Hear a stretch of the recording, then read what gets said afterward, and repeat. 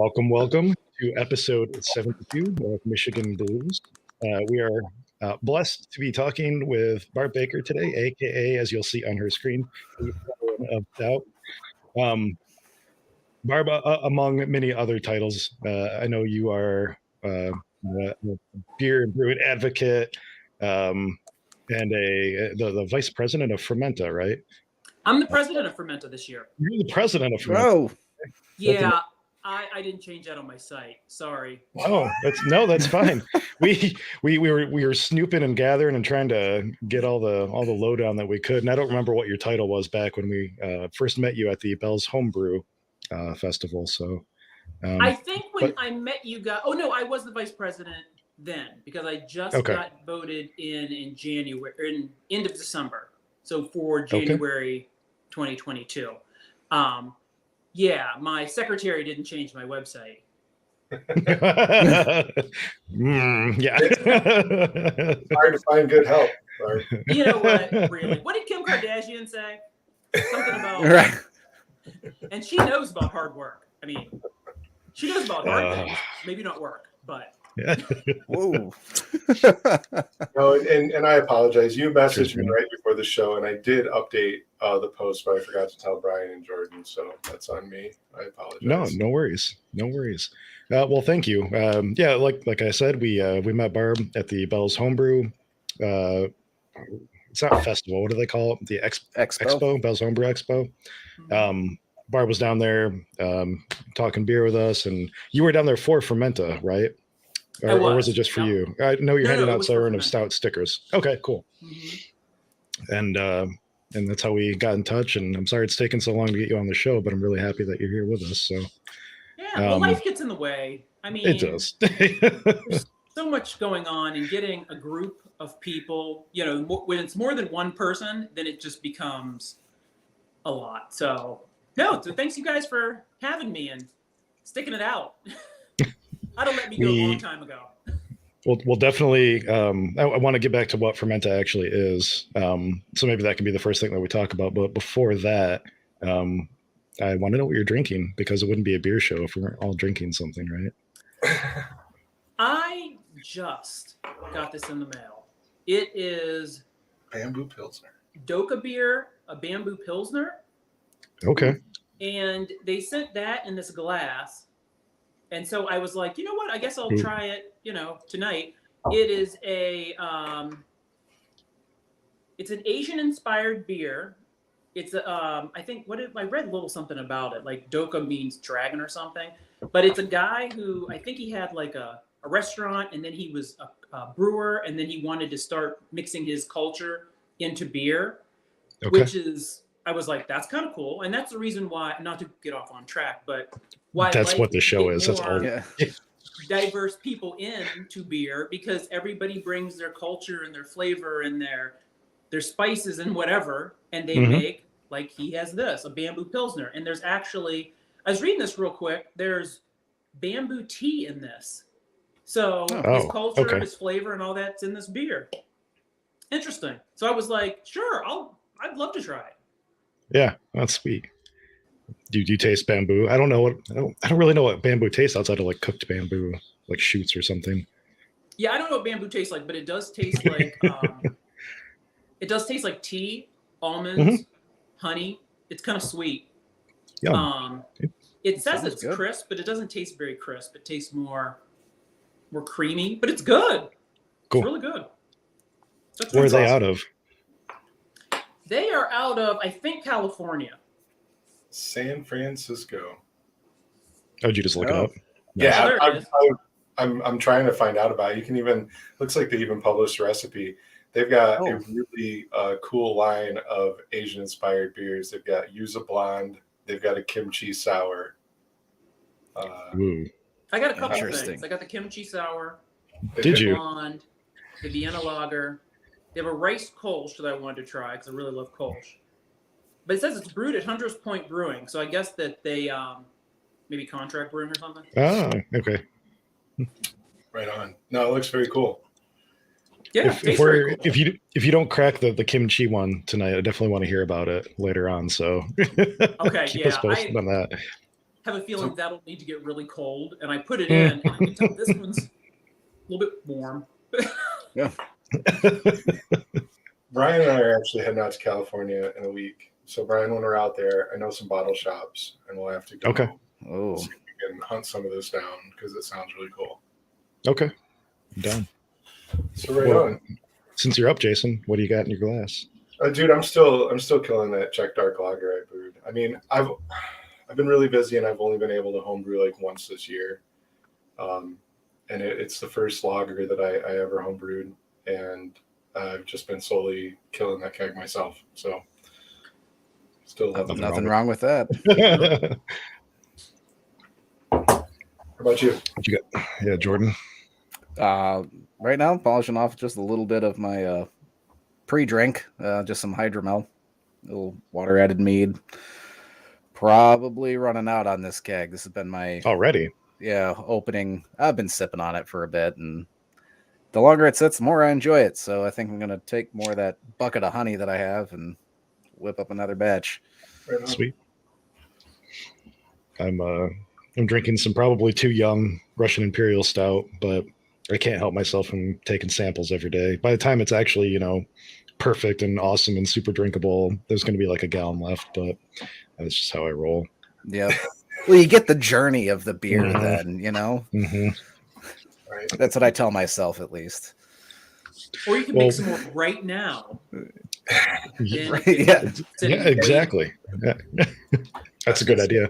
Because he'll go fire up. Yeah. we will do like a live brewing show. Yeah, exactly. Yeah. That's gonna be the last time I say that because that's thoroughly annoying. So Jason's gonna make a banner that streams across the bottom of the stream. Yeah. We'll just have that playing the rest of the episode, and it's fine. Don't do it. So yeah, I guess Barb, if you don't, if you want to start talking about like what Fermenta is, that's awesome. Or if you want to go back into, maybe that's even better. Maybe we have you talk about like you and go back into your history a little bit, your beer past. Yeah, well, where your name come from? Yeah, all that stuff. Wherever you want to start. Oh well, I don't know. I'll start with where my name came from. That came actually from my husband because I was really getting into craft beer here in Michigan. I'd always been into it a little bit, but I was really getting kind of heavy into it and volunteering and pouring and meeting people of color and, hey, do you want to meet up? Do you want to? And he was like, basically I don't say annoy people, calling out to people, siren. And you lure them in. Yeah, I was like, yeah, I'm luring them in. Like, nice. But he was like, you're like going out and talking to people and a stout stouts are my favorite. So because I was going to places, every time I'd see people of color, I'd be like, well, where do you go? What do you do? Do you feel welcome? Do you da-da-da? He was like, yeah, you're like the Siren of Stout. Remember we were laying in bed and he just sort of said, you're like the Siren of Stout. And I went, holy smokes, I love it.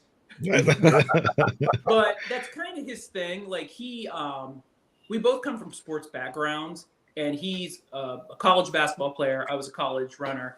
So he will give anybody a nickname. He can give anybody a nickname. And he meets you, he talks to you for 5 minutes, and now you have a nickname. So he's kind of good at that. So I became the Siren of Stout, and I took it and I ran with it. And so that's basically how that happened. But how I got into, so I can jump before that, how I got into beer. How I got into even drinking beer was like most people in college. Mm-hmm.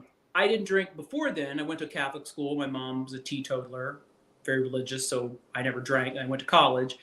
And then I've told the story so many times, somebody's going to go, stop telling that dumb story. But story's a story. So I was sitting in an anthropology class. I think it was my sophomore, junior year. I'm sitting in anthropology class, and an older guy sits next to me.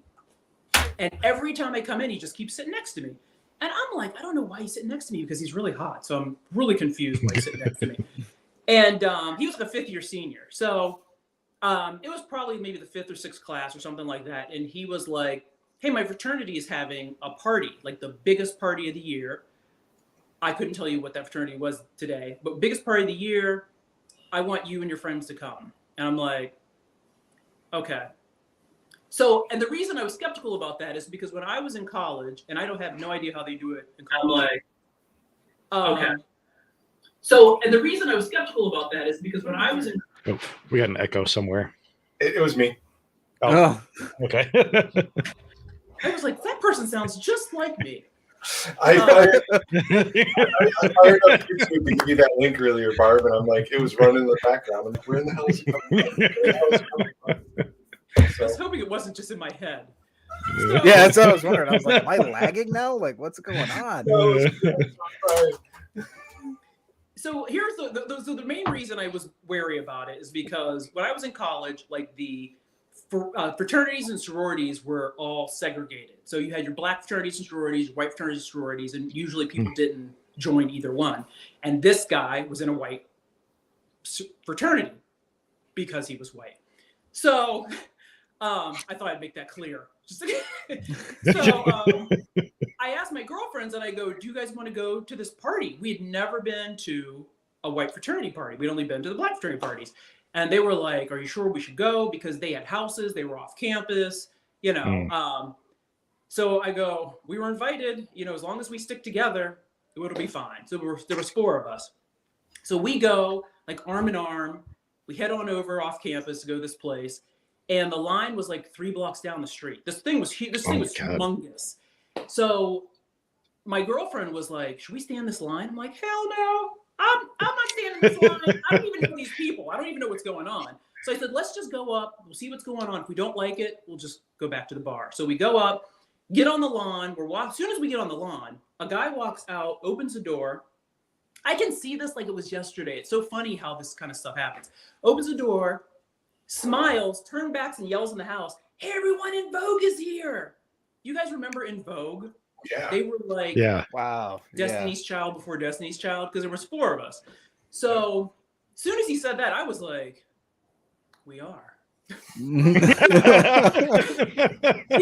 come on up, ladies. So we walk up and still kind of standing next to each other, which is kind of funny because we're all athletes. We're all tall. Like my one girlfriend who was the most afraid is 6'5".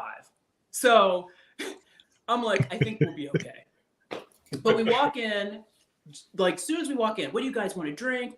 We have the special stuff for our special guests, you know, like the alcohol and the beer and da-da-da.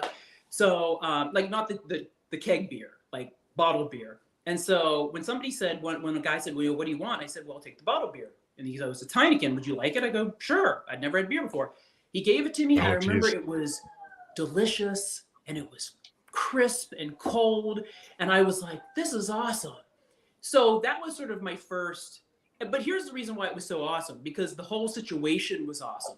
You know what I'm saying? Yeah. I always say beer is 50% what you're drinking, 50% who you're drinking it with. I don't like to drink with people I don't like. I mean, I will, but I don't like to do that. So it was like, we're getting complimented. People are telling us how great we are.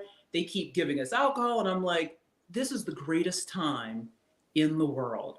So that like sticks out to me, like of my first time in beer, because it was just so awesome. And I'm going to be honest, since that time, every time around beer has been awesome, just like that. Like I encounter a lot of women of color in beer, and they tell me their stories, and they are like awful. You know, or you know, even men of color in beer, and they're, you know, they feel uncomfortable or unwelcome, and I'm like, yeah, I don't feel that way.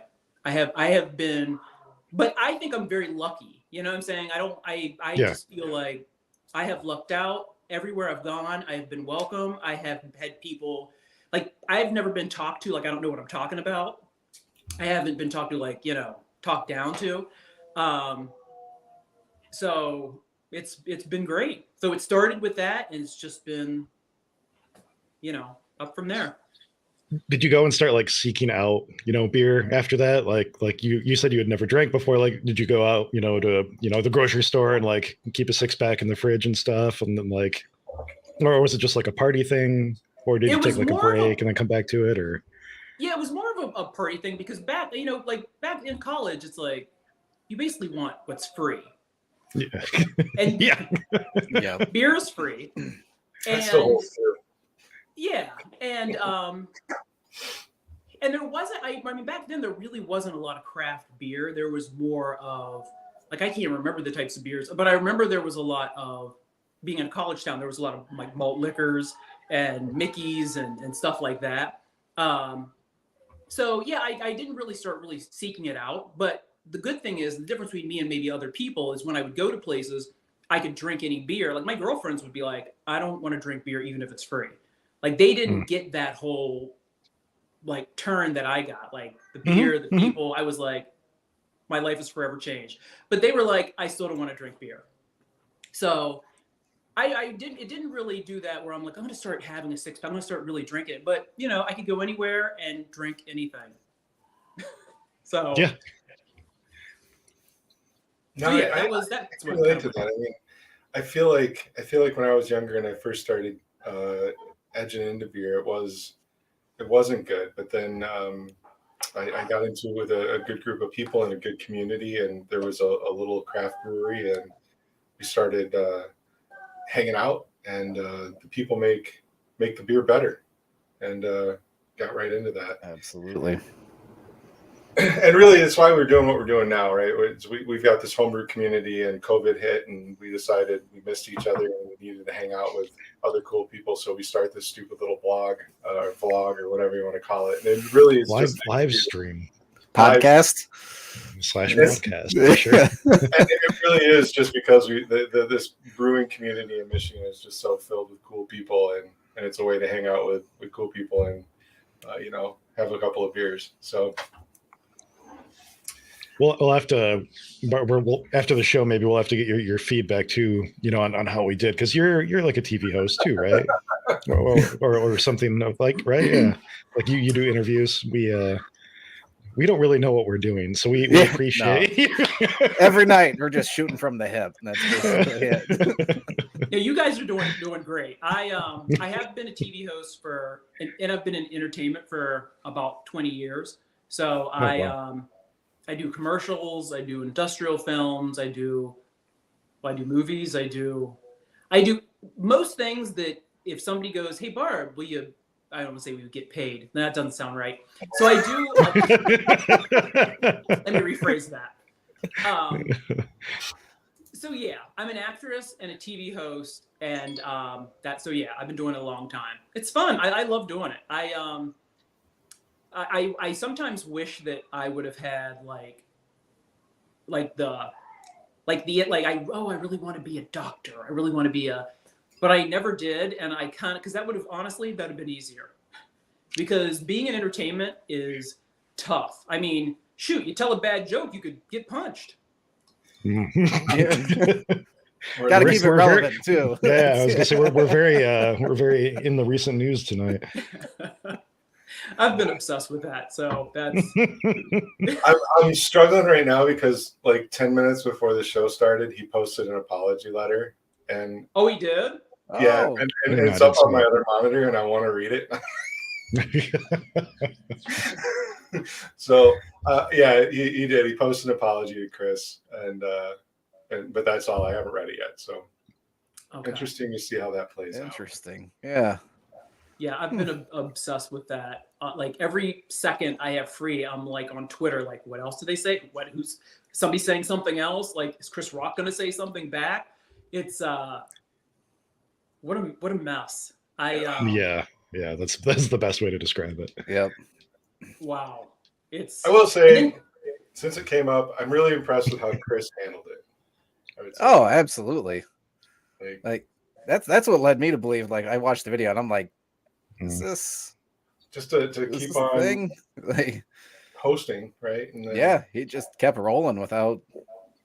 Didn't press charges. Yeah, he was stunned, which What's made that? me think it was. He was stunned, which made me think maybe it is real. Mm-hmm. But it's funny because I follow Smash Mouth on Twitter.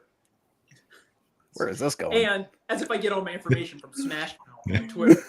And they started the whole, I don't think it's real. And whoever, which I know who it is.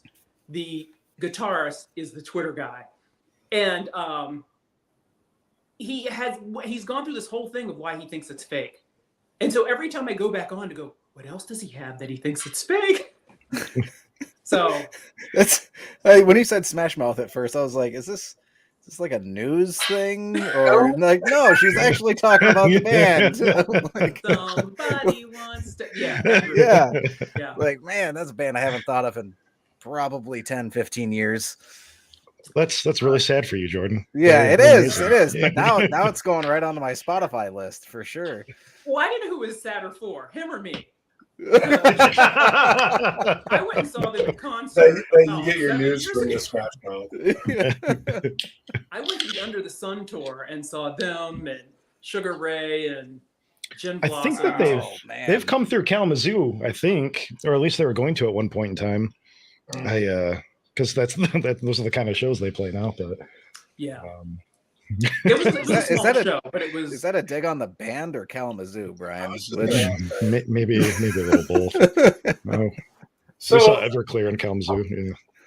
I normally should have this banner. So Barb, we are notorious for just wandering all over the place and talking about all kinds of random shit. So I usually have this run and like where did that topic go again? But to bring us back on topic. Okay. What topic were we at? Yeah, thank you. I was just trying to think of that myself. So you got Siren of Stout. You enjoy beer. Your husband's amazing at naming conventions. That's awesome. How about Fermenta? Let's dive into that since we messed that up. And I want to call that out in the post originally, and probably in some of the posts. It still says you're the vice president of Fermenta because I got that off of some erroneous website. We're the same. But you're actually the president of Fermenta, which is an organization in Michigan for women in craft brewing, right? Is it just Michigan? Well, it is fermentamichigan.org, but we do have members, actually not even just in the country, we have them all over the world. We have a couple members in the UK right now. So if you would like to be a member and get scholarships, you can do that. As long as you sign up and be a member, you are eligible for, and I think the woman in the UK did get one of our, it was like a science scholarship where you could do stuff online and get, I can't remember what it was because it was like a year or two ago. But so Fermenta is a women's craft collective, and we accept all women in the fermentation industry. So beverages, food, kombucha, sauerkraut, kimchi, all of that sort of stuff, liquor. And that from the very beginning, we were open to that. And we're not only open to that, we're open to women who aren't even in the industry. So if you love beer, but you are an HR professional, you can be a part of Fermenta. Whereas other organizations, they want you to make your money in the industry in order to be a part of the industry. Which, we know it's kind of hard to do that. It's kind of, you may love doing any of that kind of stuff, but how you pay your bills, how you pay your bills. I was going to say, you can't just, still be a part of our group and we'll support you. And we've had quite a few women be in different industries, come to Fermenta, do the beer camp, have a scholarship, which was with Mike Bardalis, who is Annette May's husband. Even I haven't done the beer camp, but I'd love to do that because I think Mike is just, you guys know Mike Bardalis? No, if you guys know who he is. He's been a brewer at like Drafting Table, and he's opening up his own brewery in Detroit. Okay, awesome. And I love his beer. When there's styles that I'm like on the fence about, when Mike makes them, I love them. So anyway, we've had women come in the industry, being in other industries that have nothing to do with fermentation or beer. They've started getting scholarships, taking classes, and a couple of them are brewers now. A couple of them are sales professionals or sales reps in the industry. So, with that support, that's what we want. If you want to come in the industry, but let's say you're like, I don't know where I fit in. I don't know where I should be. I feel intimidated because there's all men here or all people I don't know. You come in, we support you. We help you with education. We help you with money. We help you with a sounding board. I've had tons of women like DM me and write me and say, I want to be anonymous, but I have a question about whatever. And they just want me to be a sounding board. They want a solution. They want, well, not really a solution, but you know what I'm saying? They want my perspective on stuff, which is great. I love that. I feel very privileged that they feel like they can, one, trust me, like I'm not going to retell their business, and two, that they care about what I have to say about whatever sticky situation that they're into. So I think that's really cool. So that's basically what Fermenta is. When I started 7 years ago, when the Fermenta started, I was asked by Tracy Coos, who was the treasurer, to be the newsletter editor because they didn't have one. And I was like, of course, whatever I can do, because I was just sort of really getting into the Michigan, even though I was into craft beer, I didn't feel like I had a tribe of women who were, it's like I knew women who drank beer, but I didn't know women who were educated in beer and worked in beer. You know what I'm saying? That's not a slight to the women I knew. Those are just two totally different things. Right. So when she invited me to do the newsletter editor, be that newsletter editor, I was like, of course, I'd love to do that. And I have been the newsletter editor from the beginning up until I became president in January. Well, I'm lying because I did the newsletter till February because I wouldn't let it go. So until this year, I was a newsletter editor, and then I became president in 2021, or vice president in 2021, and then president in 2022. So, my whole thing with Fermenta is I want to get more women of color in. I want to get more women in, period, but really more women of color because we have so many scholarships.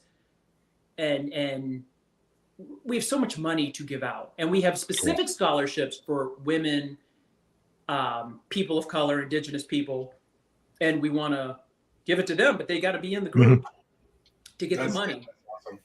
I mean, and we give away, almost $25,000 in scholarships in only 7 years, and that's a lot for a tiny group. Wow. We are hopefully sometime soon going to be talking to people from KVCC Sustainable Brewing Program. So I'm writing this down right now. I want to make sure that we go back and talk about this again when we talk to them, because they have a ton of women going through their Sustainable Brewing Program. Ellie, who we mentioned earlier, went through that program and is now I think she's the head brewer for Five Shores, right? I think she got a recent promotion. Yeah, so but she's also circling back, and she's actually on the board of, I think, brewery advisors for the Kalamazoo Valley program. So wow, that's cool. Ellie, goddamn, I'm gonna fuck her last name up. Ellie Madeline. Okay, I know her, and I still mess it up. So yeah, Ellie's head brewer up at Five Shores. If anybody's in the area up there, go tell Ellie hi. She makes amazing beer. We had her on, I don't know, 20 or 30 episodes ago. She came and hung out with us. And I actually, Barb, I think I got to go up there. When did you brew the sweet potato stout with Five Shores with Ellie? Because I think I was there like right after it, either right before it tapped or right after it tapped. I may have gotten to try it. That was, at this point, I think it was 2 years ago. Yeah. It was maybe the beginning of, was it 20 or end of 2020 maybe, or 2020, beginning of 2021? Like maybe a year and a half, 2 years ago. I feel like I was up there in the winter time. We when Ellie was going to come on the show, which was a while ago. I drove up there, I think a month or so before, and hung out with her. Me and my wife did, and we hung out with her for the day and tried a bunch of stuff. And I thought I remember a sweet potato stout, but I could be totally wrong too. But yeah. But on that, I mean, and I know we're jumping around, so we'll get back to your collabs. What's that? I don't want to forget this with the Fermenta thing, because I always forget this. Also, as far as memberships, we have corporate memberships. So any corporate people out there who's listening, who would like to be a part of it, when you become a corporate member, you get 3 memberships, which means you can give them to 3 of the women on your staff. And then, because that's already built in there.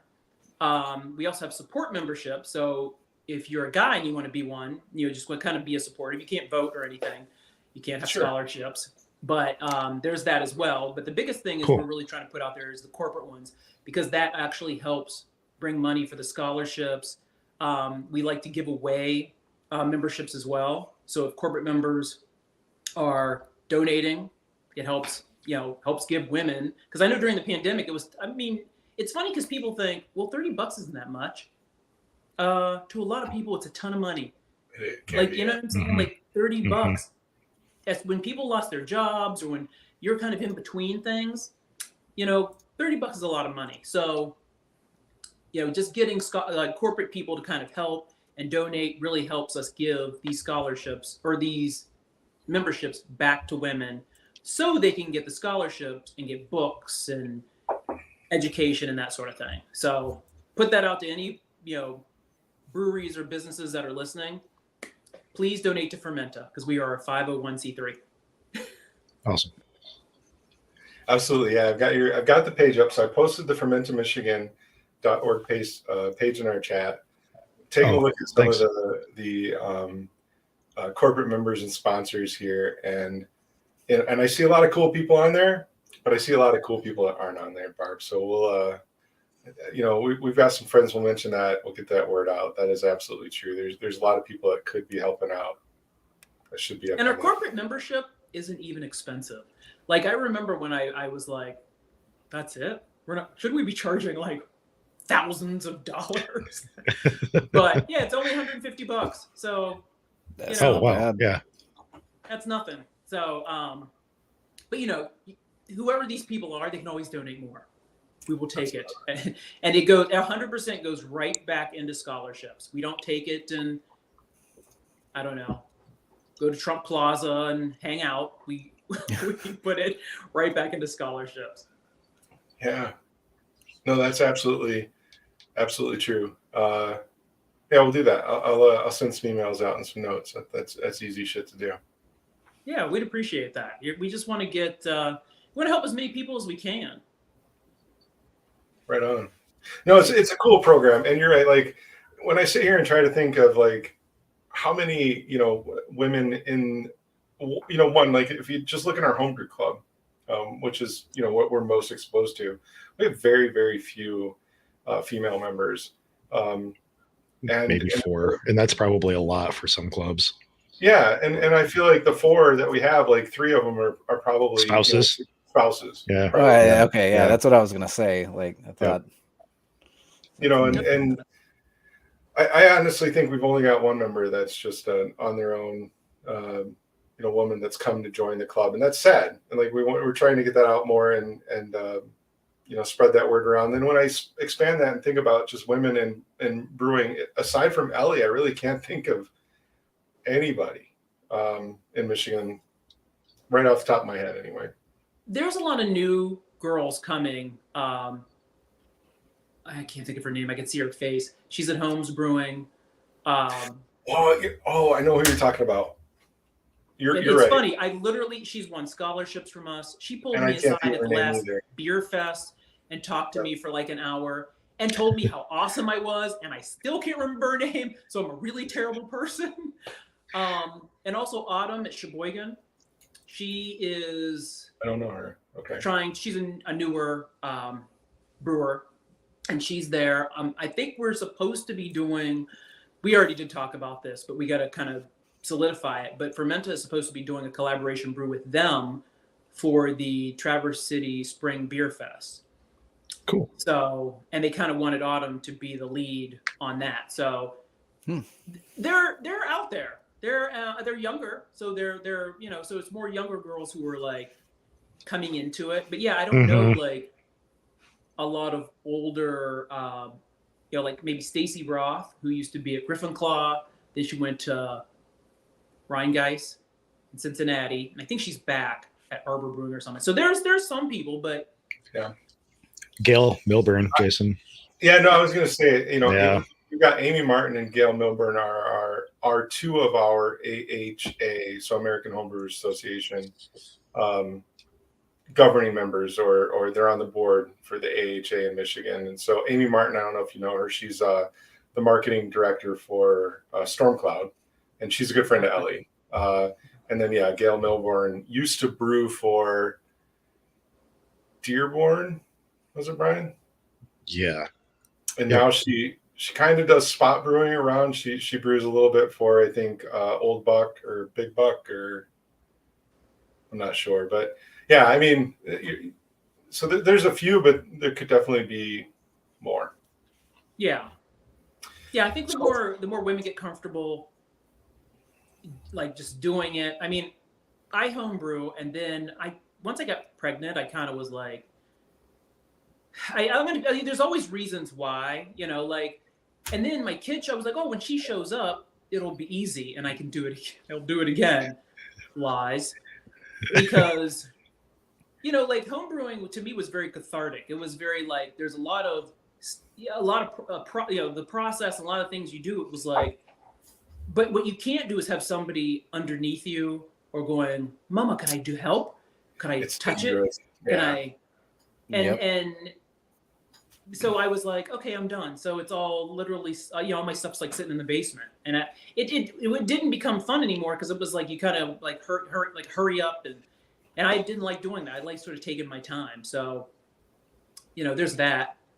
Yep. Well, that was the next question I was going to go into. Was I was going to ask if you were a home brewer. So thanks for that, and I totally get it. I mean, I picked up brewing well after my stepkids were old enough to stay out of the kitchen and out of the way, but I can get that. I understand. I mean, Jordan, so the day we started this show, I think you didn't. The day this started, my son was born. So he's just about 2 years old. So yeah, I completely understand. It's my first, so I was learning to be a dad while, but prior to having a kid, I mean, I was brewing 15, 16 times a year, probably somewhere around there between 10 and 15. Brewing a lot. I loved it. I absolutely loved it. Still love it. But now, like, kids, he's 2 and he's really getting that independence bone, and I'm slowly inching back into it. Now I've like transitioned into doing things like meads, ciders, things that are a little less hour intensive, at least in long blocks, but just to keep flexing that muscle a little bit. And it's been good because it's helped me get out of my comfort zone and help me try new things. There you go. No, that's cool. So, but instead of home brewing, it seems like you've taken up collaboration brewing with a few different which brewers, is amazing. Right? I've taken up so many things. I was telling you earlier, Jake, I keep taking up stuff. Some I want to do, some I don't. Hence, I was hearing something in the other room, and I thought, is my rabbit eating my coffee table again? That's something I want to get to that in a minute too. So, so the one with Black Calder and Five Shores is my 5th collaboration. So I've done a couple with Five Shores, Griffin Claw. Actually, Griffin Claw and I are going to do another one soon. And Duclaw, where they put me, and it was like that was considered a collaboration, but I wasn't anywhere near the recipe or making anything. I wasn't near brew kettle. So did you say Duclaw? Mm-hmm. Duclaw. Like Sweet Baby Jesus Duclaw? Yeah. Really? Oh, that's awesome. I love that beer. I think I have the thing in there, the can. So I think I have the can. Well, here we go. I don't know the beer. What tell me about the beer. You don't know Sweet Baby Jesus? Oh, it's like this peanut butter porter. Good thing I have my pants. Isn't this? Oh, look at there that. We go. Awesome. That's awesome. Opportunity. I love it. Yeah, so that's what I did with Duclaw. I should put them all out. And yeah, Griffin Claw. I feel like I'm missing somebody. Well, I did a couple with Five Shores because everything, like, they went so well. Like, we did the first one with, first one was just me. The second one was with Kuma. Yeah, I don't know if you guys know Kuma Ufori Mensa, who used to brew at He used to brew at Batch Brewing. Okay. And then I think he just was like, you know, I think people get into it and they like, I think he wanted to own his own bar. I'm not sure what he was doing, but now I think he's a loan officer. But so he put together a recipe, and our next collaboration was with him. And it was a South African hopped IPA, West Coast IPA. Insane. Wow. And then it's like I can't remember anything. My brain is like, blame the rabbit and the kid, but I can't remember. But yeah, there's another one in there. And in Griffin Claw, I did a pumpkin spice because I love pumpkin spice. I am that basic. So we did a pumpkin spice. And then the last one was, and then Duclaw. And the last one is Black Calder and Five Shores. That's awesome. Jordan. So yeah, they're fun. Like, who doesn't like doing collaboration brews? They're a good time. You know, get your hands Jordan doesn't dirty. if it's pumpkin spice. It comes up every time. Then famously like anti-pumpkin. I don't acknowledge anyone that doesn't like pumpkin spice. You know what's so funny is I don't like pumpkin pie. Really? But Okay. I like pumpkin spice. I don't get it. Okay. I don't even like desserts, but I like pumpkin spice. I'm with you. So I'll take sweet potato pie over pumpkin pie. That's my. Well, I was just gonna say, I know you did a sweet die on that potato hill. beer with Five Shore, and I love pumpkin pie. I'm iffy on pumpkin beer, but if you say sweet potato, it's horrible. Like I don't, and I know there's like no difference really between a sweet potato beer and a pumpkin beer. Like it's mostly just the spices. It could be. Yeah. No, the thought of it. I mean, they taste like their taste in real life is way different, but Oh yeah. you know, But in a beer, I mean, most breweries, I should say, are really focusing on like the cinnamon, the nutmeg, the spice aspect of it, right? The Clove and allspice. I want to say it was Perrin. Perrin did a sweet potato porter that actually had very little spice in it. It really focused on the sweet potato, and they served it with a flaming marshmallow. I remember that stood out. That's My some wife had it, presentation. absolutely loved it. And then next thing you know, I'm at home brewing a sweet potato porter. see, I'll do whatever she tells me to do. And not to go off topic here again, but have you done that? What was it, Jason? The cucumber pickle beer or something? No, I haven't done the pickle beer yet, but I will. Okay. Wait. I will. Catch me up. I missed something. Dill pickle Berliner Weiss. Maybe did we talk about this last show? Did I drink that much? No, I don't think so. So something twitched in my brain. I was just like, that sounds familiar.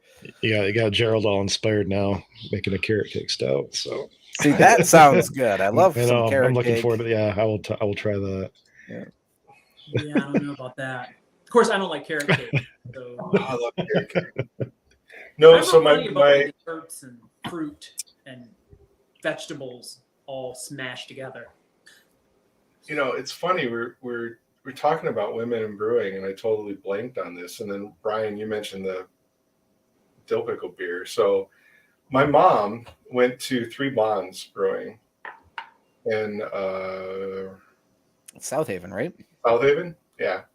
And she had that's where she tried. They make a dill pickle Berliner Weiss, which is very dill, very pickle, and crisp and clean. My mom fell in love with this beer. She absolutely loves this beer. And there, you have Three Bonds Brewing, which is a brewery founded by three women, and they're all brewers. So I can't believe I forgot about that one.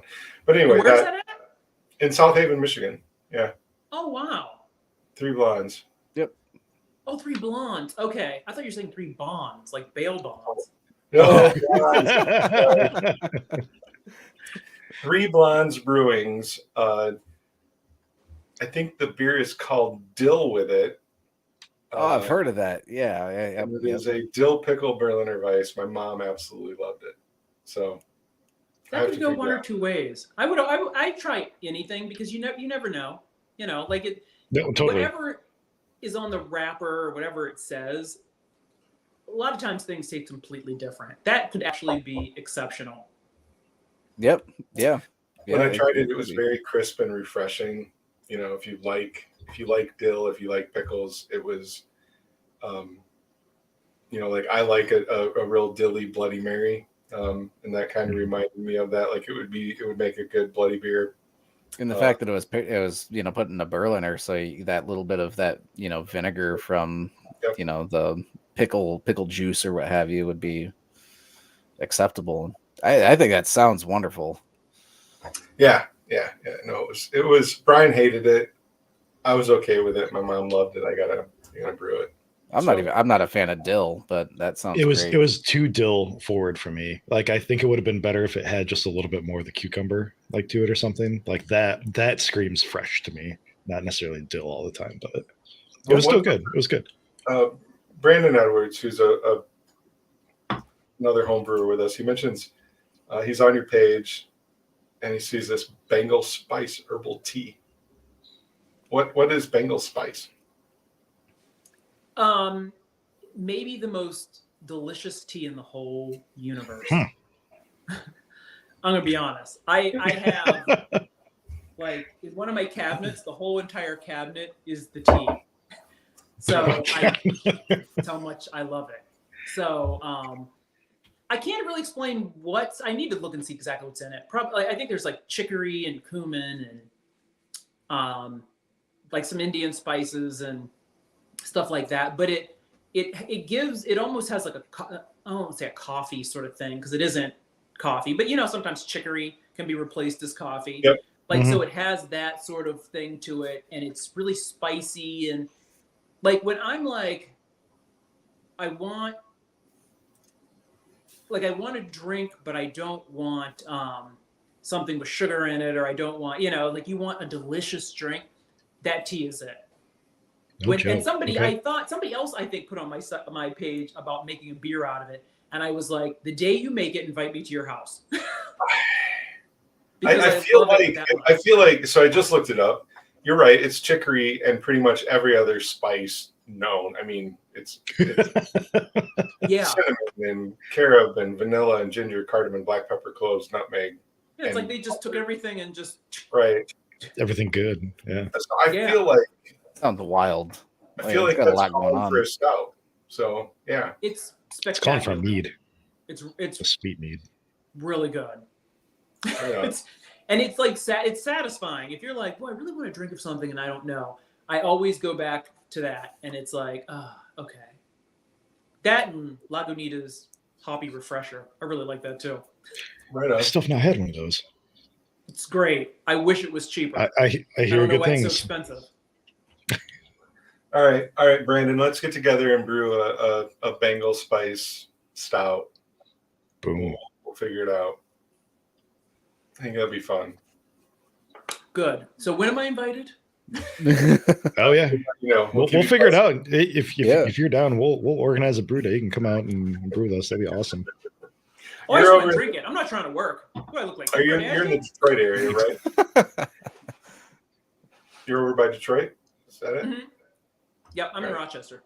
We're going to be out there in a few weeks. I was just going to say that. Yep. When is it? We're doing a big brew day at Rochester Mills. 21st, okay. I think. May 21st. May 21st. Yeah, so Rochester Mills, some friends of ours over in, I'm going to mess this up. What's the brew club? God damn it. Anyway, some friends of ours over in that area, they collaborate with the Rochester Mills to put on like one of the biggest big brew days, I guess, in the country. At one point, I think they said or a couple of years ago, they had 90 different home brewers show up and set up their rigs in Rochester Mills parking lot. Wow. And brew. And Rochester Mills provides all of the equipment, ingredients. What? Brian, are you looking it up? I am. I can't even remember the name. Corporate sponsor of Fermenta? There you go. I know, right? Are they still doing that? Are they still providing all the malt? I believe they're providing all the malt and hops, and all you have to provide is the yeast. Wow. BigBrewDay.com. Pontiac. That's what it is. Pontiac Brew Tribe. Yep. Yeah, Pontiac Brew Tribe out your way. How did I So miss that? It's like right down the street. I could just literally walk to that. yeah, so maybe if we can pull off a Bengal spiced stout before then, we can bring it with us, and you should come down and do Big Brew Day with the Michigan Brew Crew. Yeah, Awesome. definitely go down there. I didn't even know that existed because they have their whole area is huge. Yeah. Their facility's huge, their parking lot's huge. I mean, it's perfect for something like that. Mm-hmm. Oh, I never knew that was there. Another thing that's out your way, if you're interested in homebrewing at all, and there are some great women that show up to that event, but we do have the Michigan Homebrew Festival, which takes place in Lake Orion in August. You should come check it out. Definitely come check that out. It's beer Christmas. It's amazing. It's the most wonderful beer time of the year. It's a private campground, and about 18 to 20 clubs from around Michigan bring their beer, and we set up our bars in this fort. It's an old Boy Scout campground, so they've got this like fort in the middle, and we fill it with bars.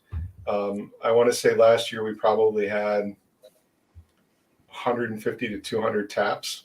Easily. With probably totally cool. Yeah, 300 to 400 different beers on tap over the course of the weekend.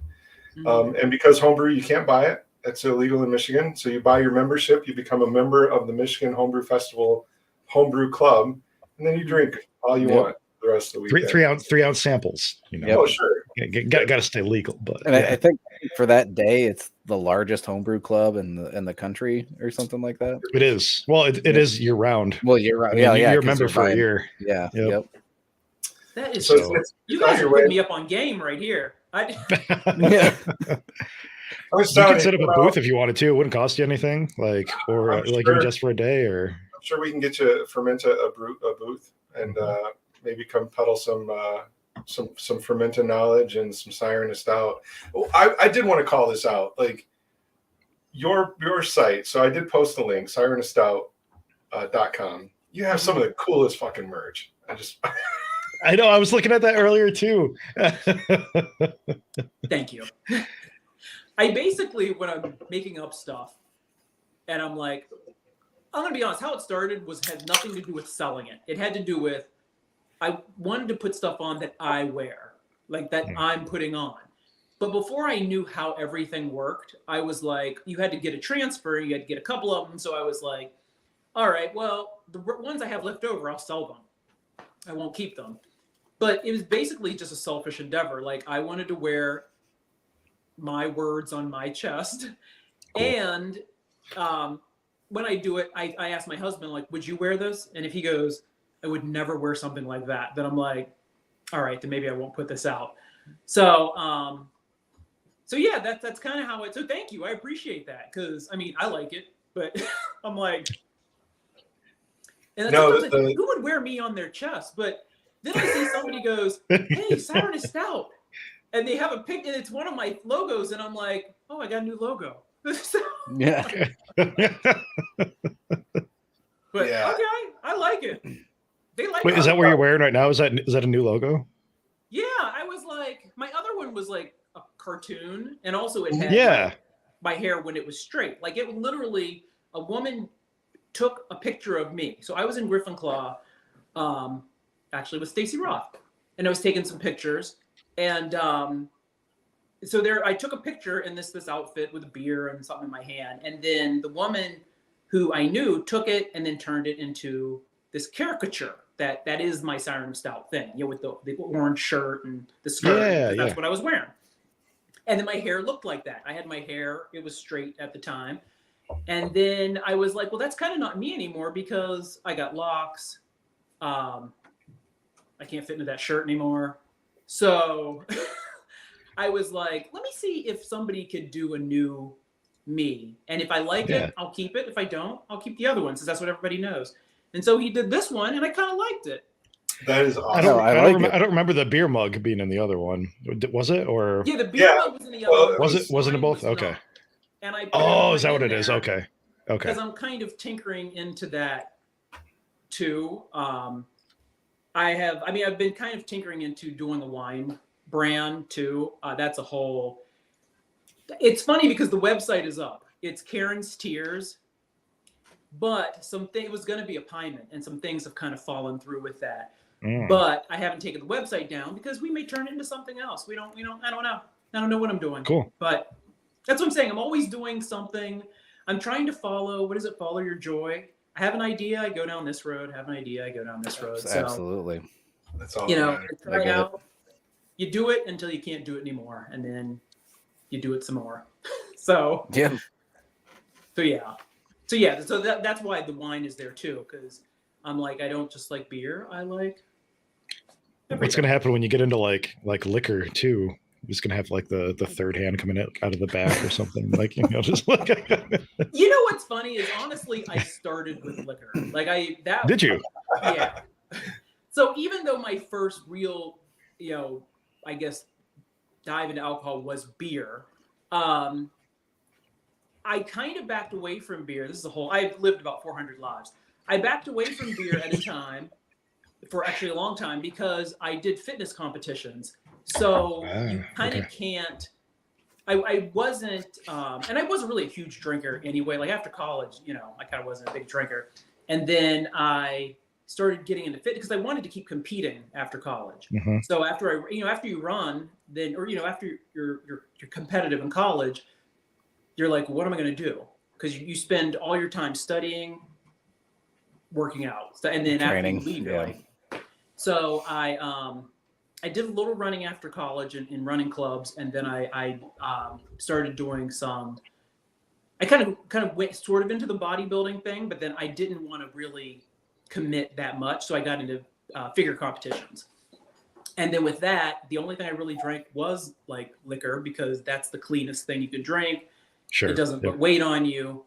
So yeah, so for a long time, that is what I drank, and then I got out of that. And I went full steam ahead. There you go. I did that a few years ago. Sure. I've never looked back at awesome. those weights. I was going to say, Jordan. That's what I'm saying. I've lived I've done a lot of things. It's like I try something, I do it, and then I'm done. I mean, it was a fun part of my life, but what was your liquor of choice back in that day? Dirty martinis. Okay. Oh. Yeah. You can have vodka or gin. Oh, I said vodka. Vodka. All right. Vodka. Yeah. I have not. It's funny. My husband's a huge gin fan, but is it Detroit Distillery? Their gin is like the gin I like the most, but gin is not my. It's not my thing. It's not Jason has a recommendation. I know he's going to say it right now. That'll. Oh, my favorite Old Town gin. Yeah. So there's a company, I can't remember their name. They make a gin out your way towards Detroit. It's a Detroit-based distillery. They make Liberator, which is a barrel-aged gin. It's an old style. It's a brown gin, and it is. Wow. That sounds fantastic. It's amazing. I wish I think it's made somewhere out by Ferndale. I wish I could remember the name of the brewery. I'll have to look them up. But I keep saying brewery. It's distillery.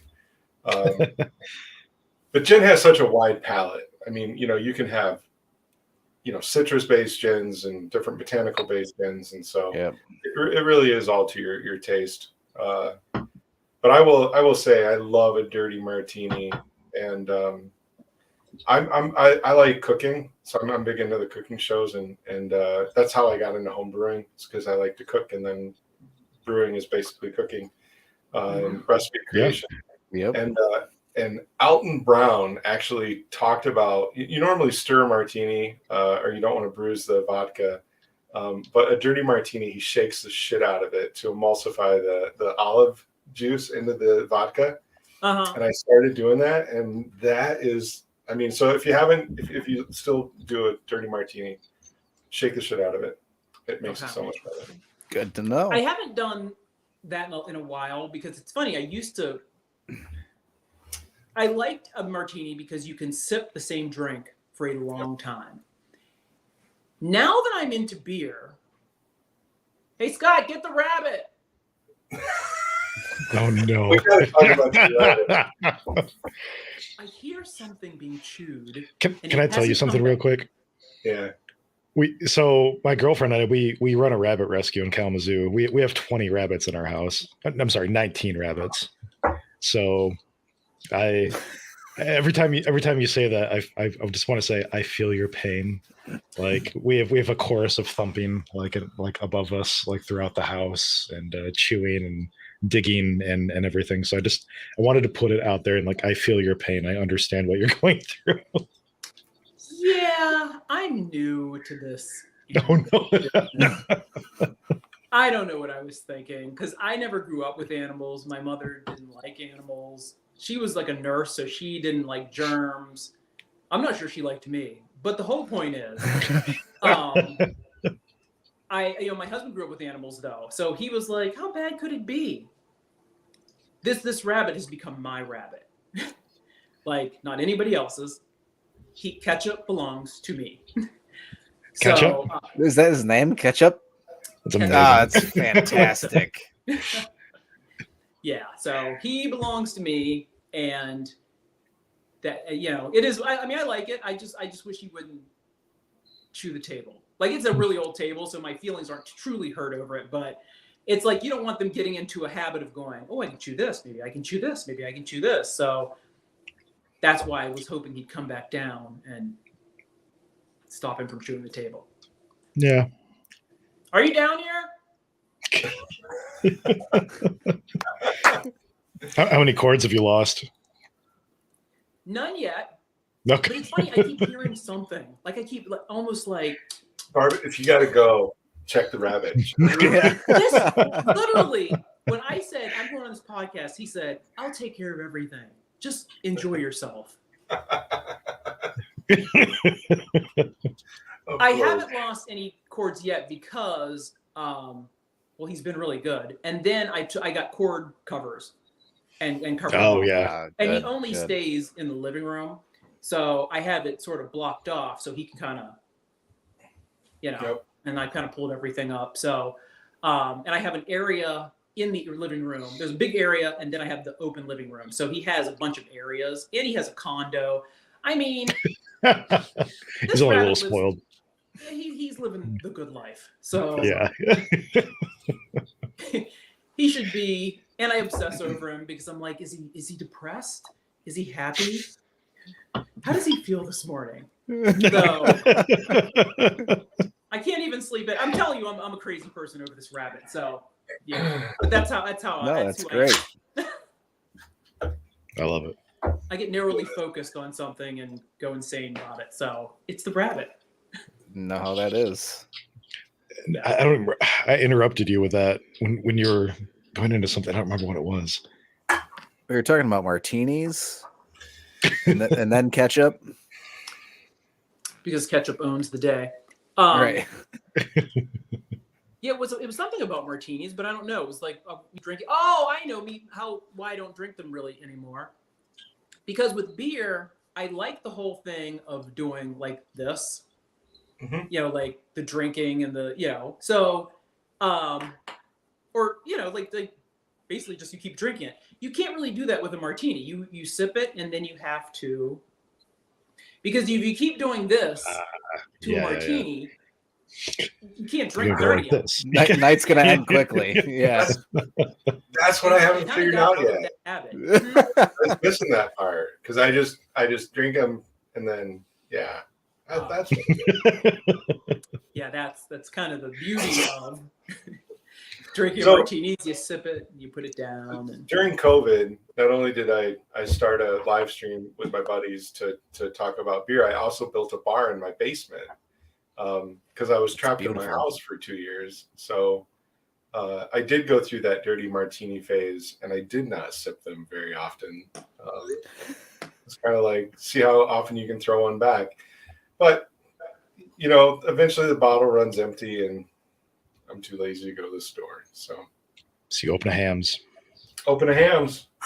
Yep. That's You're nothing if not predictable. Both of you. So look, Barb, we're very Michigan focused. We love Michigan craft beer, and in our homebrew club, you know, like we're all active, very active in our homebrew club in supporting the Michigan brewing community.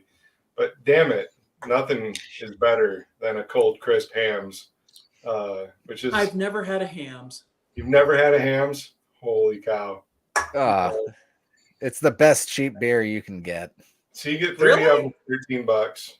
It's pretty solid. It's way more high class than like Natty Light or Keystone or yeah. There's history here. Would that be considered a session beer? Kinda. No, is it? So Does it say? There was this fun thing. It was a couple years ago. They took all these amazing craft brewers. You know, like I think one of the guys from like Stone and Oscar Blues, and a couple other like high class craft brewers, and they lined up. I want to say like 15 of American macro lagers. And did a blind taste test and had them rate them. So you got all these amazing craft beer brewers, and they rated all these macro, shit lagers, and the number one beer that came out of it was hams. So, and where's hams made out of? Milwaukee. Oh, Milwaukee. Oh, okay. Yeah. Right. I really wish it was a Michigan thing. I would have already reached out to them to see if they wanted to be on the show. Like Schlitz or something like that. Wasn't that Detroit? All we have is Schlitz, yeah. But it's the unofficial macro beer of Michigan Brews and our homebrew club. We're all obsessed somehow. with it. So, yeah. It is. It's just good. I mean, plus, like you said, it's a 30-pack for $13. So you can't really. Wow. Yeah. Like I said, it's cheap. It's cheap. That's cheap. But it's quality. Yeah, it's good. Barb, we had a show one night. I forget what we were talking about, but Larry Bell from Bell's Brewing was watching the show. He was active in the comments. He's watched a few shows, and I'm drinking beer out of a Bell's glass on air. I think I started with like Oktoberfest or something, and then at some point during the show, I start pouring hams into Larry's Bell's glass, and Larry's talking to us. So I'm like, oh shit, Larry, I'm sorry. I'm pouring hams into a Bell's glass, and he forgave me. So I feel like now I'm fine. I think you're justified. Yeah. I think that was our theoretically distilling homebrew episode. Yeah. Well, that was good. Like, he's the priest. Yeah. You have been. Yeah. By Saint Bell. Oh. Shayna, my girlfriend, says, yeah. If ketchup needs a girlfriend, we have a lot of girlfriends available. So you let us know. We can speed date. I always wonder about getting ketchup a friend, and then I'm like, then basically my entire my husband says, but I'm afraid that if we leave and come back, our house will be like a pile of rubble because he'll have eaten the entire house down to the nubs. One of two things are going to happen. They either calm down because they're not as bored anymore because they have, a friend now, and they just, all of their energy goes towards each other, or they feed off of each other's energy. And like you said, like things just get like destructive and wild and like, and then you just have two destructive rabbits. So if you're a gambling person, I have an assurance that my house will not be a pile of rubble when I get home. At this point, I don't have that. 50-50. Yeah. I think that's considered like an act of God. That's covered by insurance, right? Right. Yeah. We're running on a little over an hour, so I don't want to keep you too long. Any highlights you want to go back to? Like, when does your Black Calder 5 Shores beer release? Do you know? That, I think what we're going to try to do, we haven't had that was supposed to be out during February, but we were running behind because it's such a big beer. It was going to take longer anyway. It was going to take until I think sometime in March anyway. So I'm thinking it will be in May, and I think he wants to. I'm saying he is an Oliver. Have it at the Traverse City Spring Fest too. I think he wants to have like have something there as well. So I'm thinking in May, it may be available. Awesome. Now the problem is like I think during the TC Spring Fest, I think Barrel and Flow is like the same weekend, and Barrel and Flow is I think it's the first Black Beer Fest in Pittsburgh, and I've never been to it because I keep being at something else. And last year I was at the Craft Brewers Conference in Denver. It was over the same weekend. So this year I'm going to go, and I already like booked my room, and it seems like a whole bunch of stuff is on the same weekend. It seems like that always happens. Yeah. I know. I'm like all these weekends, and I'd love to go to all of them. And I think and I'm like, I can't miss this year. I just acquired, or I can't say acquired, but I actually went to Asheville, Tennessee with a black beer group. We call ourselves Taco Tuesdays because we meet up like once a month on Tuesdays and kind of, through the pandemic, we would meet up and talk about beer stuff and just kind of talk. And so we finally met each other and hung out for a weekend in Asheville. And it was just the coolest group of people from all over the country. And so we were like, let's meet up again at the Barrel and Flow and keep this thing going. So I was like, I don't want to miss this group. They're totally cool people. So that's the weekend of August 13th. And you said in Pittsburgh. So when you get back from that, you come to Michigan Homebrew Festival, which Swing is right the through weekend in Lake Orion. Is it the same weekend? Following. Next one. Oh, good. Oh, good. Yep. Yeah. Weekend after. You don't even have to camp out if you don't want. So. Nah. Just hit me up. I'll get you in. I know people. We'll figure it out. Yeah. But that's awesome. That's really cool. We're going to Pittsburgh in June. Jordan, are you going with us? No, I won't be able to this year. Goddamn kids. Wait, which weekend? I don't.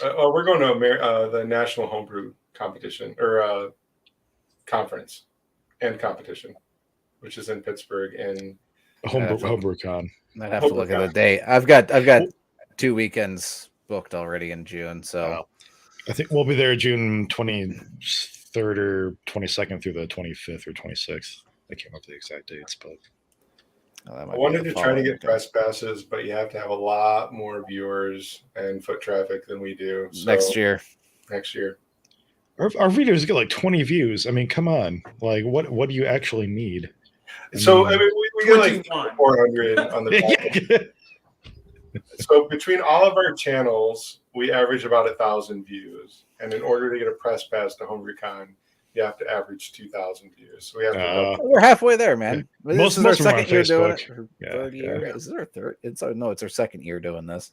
End of our second year. And I do find that most people like, 10 to 20 minute videos that have something interesting, not necessarily always, hour and a half interviews and stuff like that. Right. Yep. So we don't do this for them. Exactly. It's for us. There's some sort of algorithm to the whole. I know. That whole thing, and it takes like I'm trying to figure out the algorithm to Instagram because I don't get it, and I'm almost over it because it's like. That's what I was saying before the show. Like we haven't figured out Instagram yet, which is funny because, like I said, we're all tech and we should be able to do this. But yeah, no, we haven't figured out Instagram yet, and we're not like we don't advertise, and this is all just word of mouth. We meet cool people. We want to talk to cool people and have a beer. It's very much self gratification. So thank you very much for hanging out with us. I do want, I'll ping you. We'll stay connected. I hope you can come maybe to Big Brew Day or since that's out your way or connect some other time. And Brandon and I will brew a Bengal Spice stout, and we'll connect. So excellent. Yeah, I want to know about the thing at Rochester Mills, and I mean, Yeah. it's literally in my backyard. So I mean, if I'm That's here awesome. that weekend, I want to check it out. Yeah, we'll get you the details. We'll send you the date. Then you can, if you're free, you can swing by, and should be a shit ton of home brewers there. And I think they're even talking about, different clubs bringing, beer to put on tap, and, sharing beer. Again, it's all homebrew. So it's. Are you guys doing a podcast there? We're doing something there. Yeah. So last year, not to circle back, but last year we started to travel and do some streaming. We streamed the Michigan Homebrew Fest, or Michigan Beer Cup Awards, the Michigan State Fair Awards, and the Homebrew or Bell's Homebrew Expo Awards, which is where we met you. But again, we are a bunch of IT guys that do this for fun. So figuring out how to stream from remote locations can be a challenge. And Okay. but I'm hoping that we can at least record or do something and put together something after the fact. Yeah. Yeah.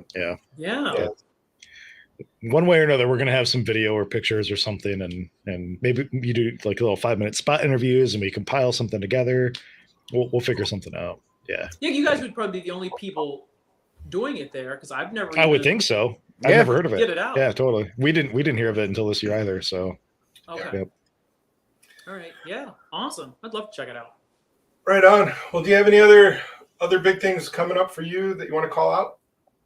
No, my biggest thing was I was in Eater Magazine. I'm doing the Black Calder thing. I want people What to is Eater join Magazine? Fermenta. What's your magazine? Eater, well, Eater. I'm sorry, I heard ear. Oh, I'm sorry. I'm an ear, nose, throat magazine. I do that also on the side. You have 20 piercings, and it's just like a thing, I do not do that. It's Eater Detroit. So it Cool. was Black and Craft Beer. And she did an excellent article. I mean, because I know when I was talking to her, I was all over the place. So she was able to take everything I said and kind of condense it down, and it was great. It was me, Harry Weaver, who is the founder of Brews Brothers, and Brian Chance Jones, who is one of the three owners of 734 or 7 Ypsilanti. What is that? 713 or some bar? I don't know. The brewery in Ypsilanti. So yeah, we were the three that she talked about. And it was great. She did an excellent job. She made me sound like I was really something special. So so she's now my favorite writer. And so yeah, that's it. That's kind of what I'm doing now. I'm just trying different. Like I said, I'm just trying different things, trying to figure out the wine thing. When something doesn't work out, I keep doing it till it does, and I move on. But I wait until it works out before I move on. Right on.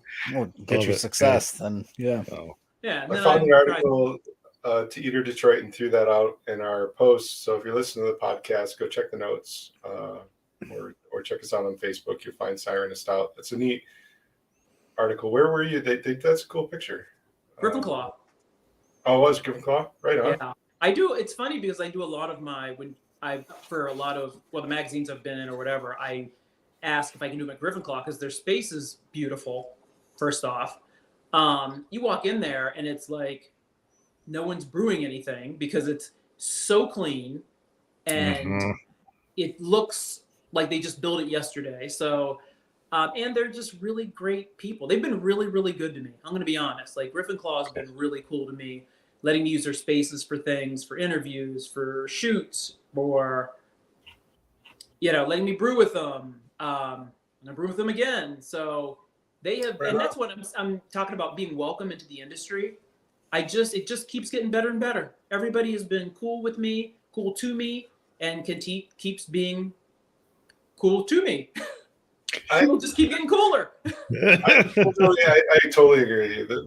The Michigan brewing community is why we do what we do. I mean, this is it's just been meeting such cool people, open people. It's such a great community. So yeah. It's awesome, and I'm glad that you're out there doing what you're doing. We'll try to get the word out on Fermenta. We're not a huge source, but we know some people, and we'll start putting Please. those out. Yeah, But I appreciate that, and thank you guys for letting me be on here. Thanks for. I know it was taking the us a while pleasure. to kind of get our heads together, Pleasure's but ours. I appreciate it. Yeah, absolutely. This is cool. You guys Thank are you. super cool, and hopefully I can hang out with you guys again. hell We yeah, love Absolutely. really looking forward to hopefully connecting at Big Brew or some other event again. And then yeah, anytime you got anything big going on, let us know. We again, we don't do this for money. We do this as a hobby. I book out as far as we can.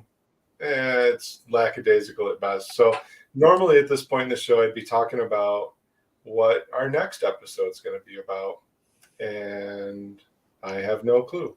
So We might be on or off for the next couple weeks because I know Right. you and I will be out of town in a couple weeks. So yeah, we're not doing an episode from California. Oh, come on, guys. Could. But Do that monkish. we've got some other things lined up. Other people are talking about. Unfortunately, I know Brian. We hoped to talk to Ken Schramm, but Ken is really busy in his orchard right now. It's not a good time for him. So unless Brian and I or Jordan can go out and actually hang out in his orchard, I think that was the invitation, which is damn. it was. It was. Yep. Yeah, and do the podcast in the orchard. I think that's what I know.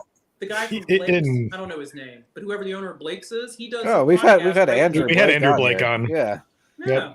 So Andrew's actually one of the guys I want to ping about the Fermenta. I did not see his logo up there on your page.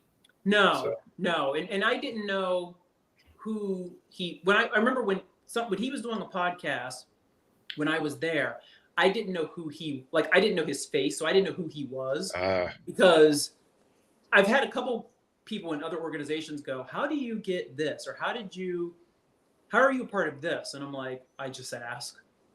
Oh, you talk to them? Yeah. I didn't know.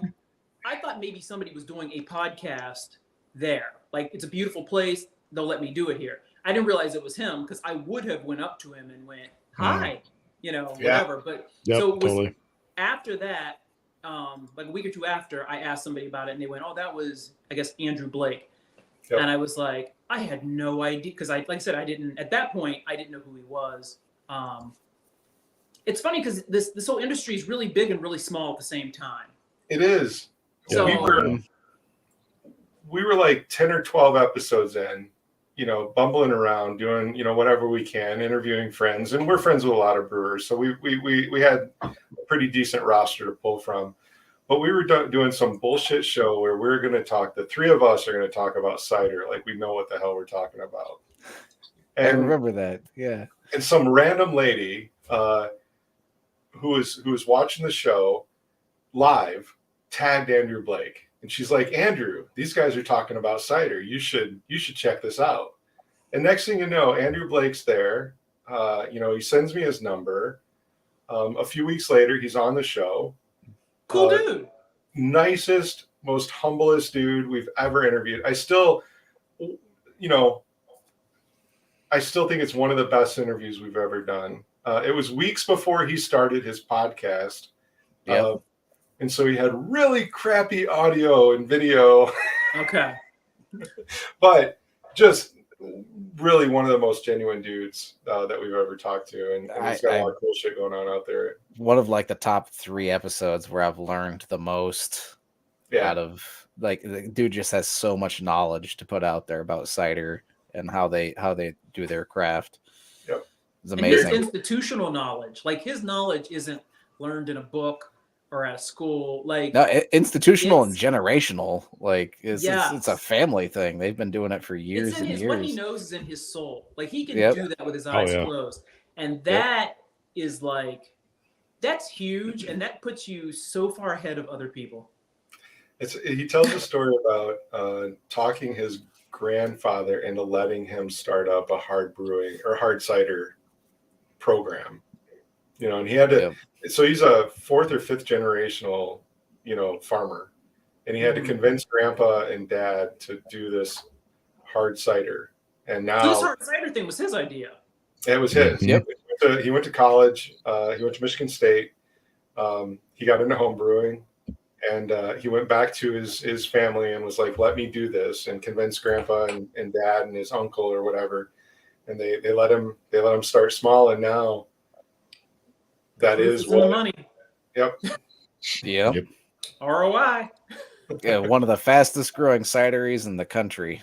When we interviewed him, he was when we interviewed him. But this isn't an Andrew Blake show. But anyway, he's cool. And no problem taking him and saying, why aren't you topic into site, man? And, well, that's cool. So if anytime I see him, I'm going to beg him for money. there you go. Kind of how I feel. Not for me personally. Yeah. Right. So, well, really, Barb, thank you so much for coming and hanging out with us.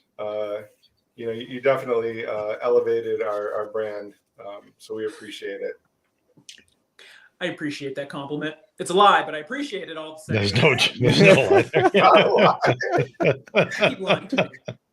So, I try to keep up on the posts. So if you check the comments, we've got a link to Siren of Stout. We've got a link to Fermenta, Michigan. And then, of course, the Detroit.eater.com article where Barb and some other, the 734 Brewing are interviewed for that. So check that out. And we'll be back. We'll put some out on the page here soon. I think we're trying to line up a homebrew review show. And we're trying to cycle back to a couple of homebrew topics. But we're going to be getting together and coming up with kind of a show schedule and plan for the next quarter in the very near future, or at least Jordan, Brian, and I all sit at a brewery in California and figure got a bunch of shit that will run by you when we get back. So nice. You guys have a great time in California. Oh yeah, it's gonna be awesome. It's work, really cool. Whatever. Right on. All right, I'm gonna play a cool ass outro from Sam and Travis. So Barb, thank you again. Thanks everybody else. We'll be back in a week or two.